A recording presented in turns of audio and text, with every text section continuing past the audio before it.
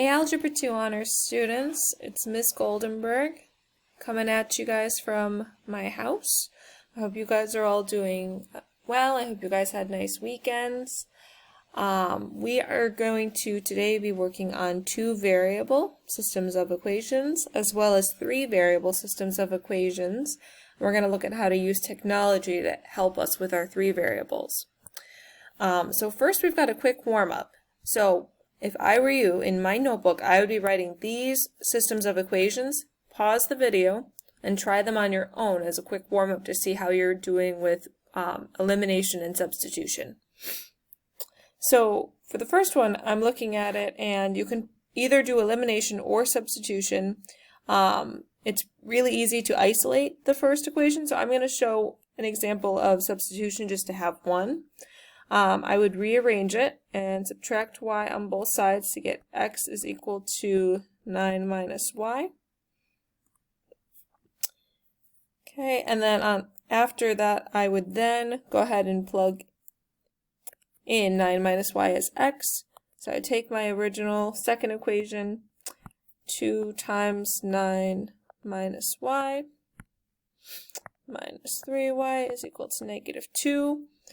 From there, we're going to distribute. We've got 18 minus 2y minus 3y is equal to negative 2.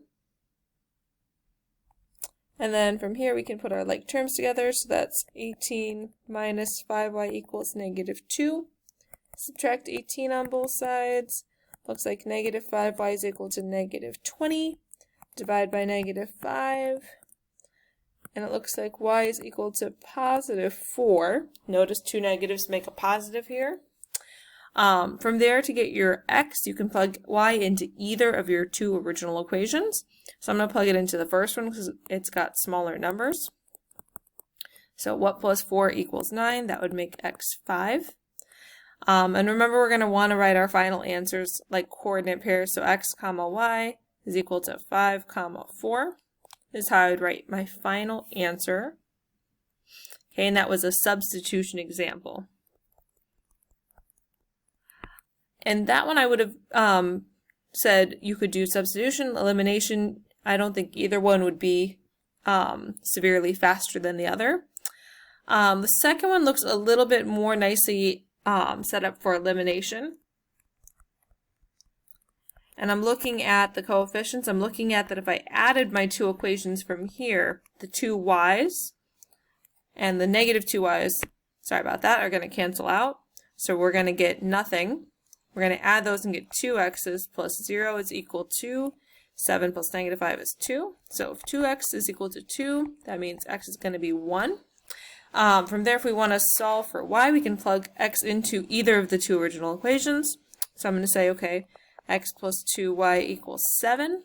If I plug in 1 plus 2y equals 7, that means 2y is equal to 6, divide by 2, and y is equal to 3.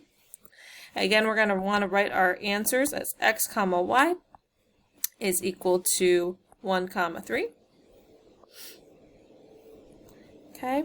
And that's just reviewing how to solve a 2-variable system of equation, either through elimination or substitution. Remember, we can also do graphing as well.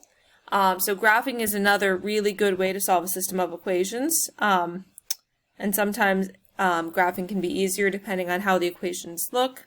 Just a small note on graphing, as I'm grading your Unit 9 test on conics, still in the works. But I'm noticing one thing, that a lot of people are making mistakes with y equals negative 3 versus x equals negative 3. For y equals negative 3, just a quick recap. That means I need a line where every single point on that line, the y value is negative 3. So it's going to be a horizontal line. Notice every single point, x values are different, but the y is always at negative 3. Compared to if x is equal to negative 3, I want the x-coordinate to always be negative 3. The y values are going to be different along this line, but x is always negative 3. I just wanted to put that quick clarification with graphing while we were talking about graphing. So let's move on from our warm-up. Okay. So past the warm-up, we've got some practice, right? Number one's written in a little bit of a different way. So for number one, it might lend itself to rearrange the equation to have it how we like it. So for instance, if I rewrote that as 2x plus 3y is equal to 5, and 4x plus 7y is equal to 11, you guys might like seeing it that way a little bit better. Okay, we're going to be working on which method to use and why. Now, I'm noticing that there's numbers in front of all my x's and y's. I've got coefficients for everything. So using substitution would not be a really useful strategy in this case. So for this problem, I would say that based on the numbers and the setup, anytime you've got coefficients for all your x's and y's, elimination is much easier. So I want to get my numbers in front of, I'm going to look at x because 2 and 4, they have the 2 in common. So I'm going to multiply this one times 2. And I'm going to do this one times -1 so that I have opposite coefficients and same magnitude of the number. I think Chase in third period used that word magnitude, and that's a really good vocabulary word to use in this case. So I'm going to rewrite that 4x plus 6y equals 10. We're going to add that to -4x minus 7y equals -11. My x's are going to cancel. Looks like I'm going to get -1y is equal to, in this case, -1, which means y is equal to 1. And then I can plug that back into either equation in order to solve for x. I'm going to use 2x is equal to 5 minus 3 times y, which is 1, the original first one. And I'm going to simplify that. It looks like 2x is 2, divide by 2, and x is equal to 1. So writing your answer, remember you want to write it like a coordinate pair. And that reminds us that we're really looking for where these two graphs intersect on the coordinate plane. Okay, and that's our first two variable system of equation example. The next one, and before we move on, just a quick note to recap, we used elimination. And the reason why was coefficients for all x's and y's. So as we continue, I want you guys to really be thinking about what method we're using and why, so that you guys can be better at knowing which tool to use based on the problem. This next one, I'm looking at it, and it also has coefficients in front of everything. So I would agree with elimination as well for part B. Elimination is going to look like it's a really good tool for this problem. Okay, and as we keep going, what I would do is, pause the video every so often to write out the problem so that you guys are all up to speed as I'm working through the problem. This one, I'm going to do the top one times -2 because I really want that 5 to become a 10. So I'm going to do that one times -2. I get -10x minus 4y equals -22. Adding that to 10x plus 4y is equal to 19. And notice when I add, both my x and y's cancel. So I have nothing plus nothing equals, it looks like -3. Now, if you think back to on Friday when we saw each other last, if we get something like this, that 0 is equal to -3, now that's not a true statement. So if it's not true, this is one of those special cases where we have no solution. So what that means graphically and visually is that the two equations are never crossing each other. Why that's happening, if we were to take our two equations that they gave us and rewrite them in slope-intercept form, in mx plus b form, we would find that they would have so from here we want to be writing two equations, and we're going to use our two equations to solve a system. So the first thing we have to do is we have to pull something from the problem. So let's see. If x and y are like some amount of milliliters mixed with another amount of milliliters, it says that they want to make an 18 milliliter solution. So wouldn't it make sense then that if I put the one amount of milliliters with the other, they have to add to 18 total? So generally the total idea is a little bit easier to pull an equation from. So that's the first one. The second one's going to be a little bit trickier. second one is that we want the solution to be 6%. So we want to think about how to figure out the 6% hydrogen peroxide concept. So let's see. That's saying that 6% of the 18 has to be hydrogen peroxide. So on my calculator, right, if I was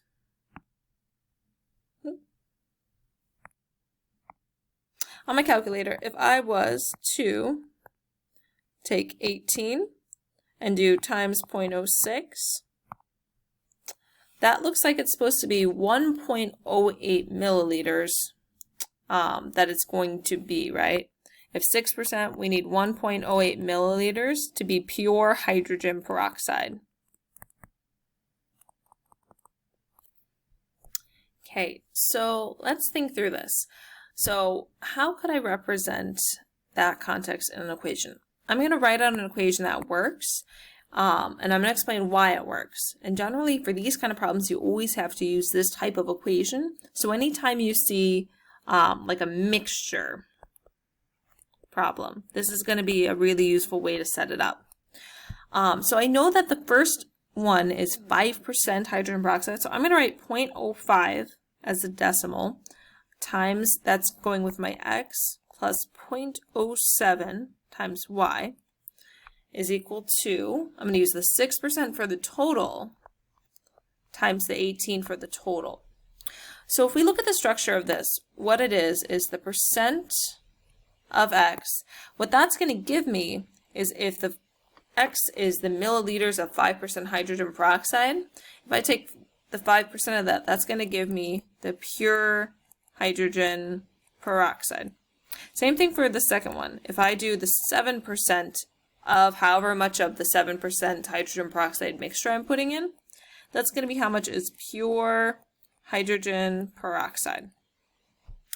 And then if I say that that has to equal 0.06 times 18, which remember we talked about above is going to be 1.08 if we multiply, I'm saying that when I add those together, it's the total amount of pure hydrogen peroxide from the first one, the amount of pure hydrogen peroxide from the second one, and they come together to make the total amount that's pure hydrogen peroxide.